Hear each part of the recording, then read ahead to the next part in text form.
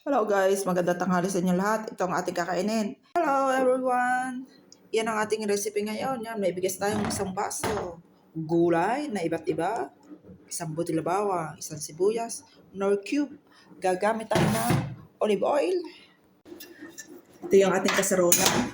Hindi na ito magigisa. Lagyan ng tama mga dalawang siguro. Kutsarita. Ilalagay ko yung sibuyas bawang. Hindi pala ko nakita. Sorry. Sibuyas bawang lang. Mga kainday muna. Hugasan ng bigas. Wait lang. Hugas ng bigas. Ilagay sa kasarola. Ayan. Sayrin ang sayang. Kawawa magsasaka. Mahal ang bigas. Isang baso ore ha. Lalagyan ko pa ng kalahati. Yan. Wait lang. Sindihan natin ang gas. Halo-haloin natin.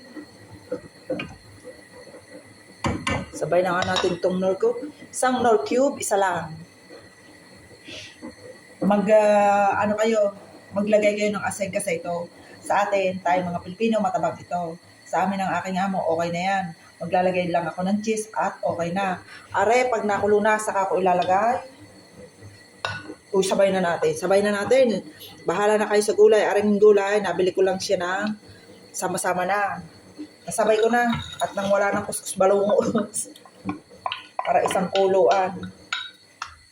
Sa totoo lang, areho ay yung gulay noon ay pang minestrone yung binili ko. Kaya ayan o.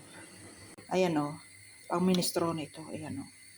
Kaya healthy yung ating gulay. Ay, yung gulay natin at saka yung kanin natin. May gulay na, may kanin ka pa. Update ko. Guys, ito nakulo na. Halo-haloin naman natin. At pahihinaan ko siya na parang iniin-in. Para hindi ako humalo ng malo. Ayan. Sarap niyan. Guys, kulang pa yung aking tubig. Mag-add uli ako ng kaunti pa. Kalahati siguro. Haluin natin at takluban natin. Ayan o. Tanyong ang gulay at hindi siya draw. Hanggang siya ay maluto. Guys, ito na ang finished product ng ating kanin. Sabi nga isinaing dito ay risotto. Bago i-serve, maglagay ng olive oil at saka cheese. Maraming cheese, mas masarap. Thank you for watching guys. Kain tayo. God bless. Bye-bye.